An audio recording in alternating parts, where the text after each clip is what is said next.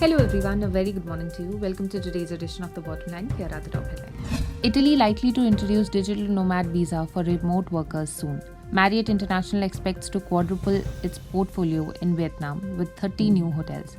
Emirates ramps up global operations with restart of services to 4 destinations. Air travel posts strong rebound in February. International RPKs rose 256.8%, says IATA analysis. Air Canada suspends flights between Delhi and Vancouver till early September. TAAI Convention in Sri Lanka to be rescheduled.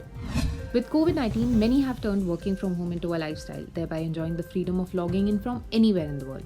People who are now termed as digital nomads. As per the latest developments, remote workers will soon be able to grab the opportunity of working remotely from Italy, as it becomes the latest country to join the list of working from home friendly countries.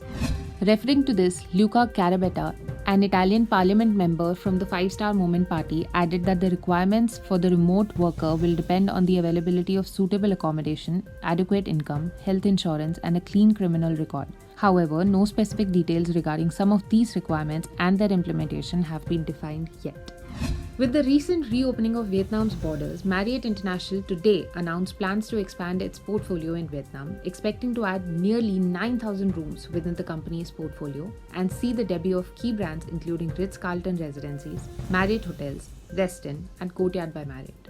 Vietnam experiences impressive pre-pandemic economic growth, driven in part by coordinated development policies and the strong investment in infrastructure, says Rajiv Menon, President Asia Pacific, Marriott International. Emirates has announced it will ramp up its global operations with the restart of services to 4 destinations, including Bali, London Stansted, Rio de Janeiro, and Buenos Aires. The airlines has also announced it will boost services to Nigeria, Mauritius, and Singapore to serve market demand. In line with the easing of travel restrictions worldwide, Emirates continues to rebuild and expand its global network to meet travel demands. That's a wrap on today's edition of The Bottomline. Thank you for joining us. For more such travel industry updates, stay tuned till next week. Have a great day ahead.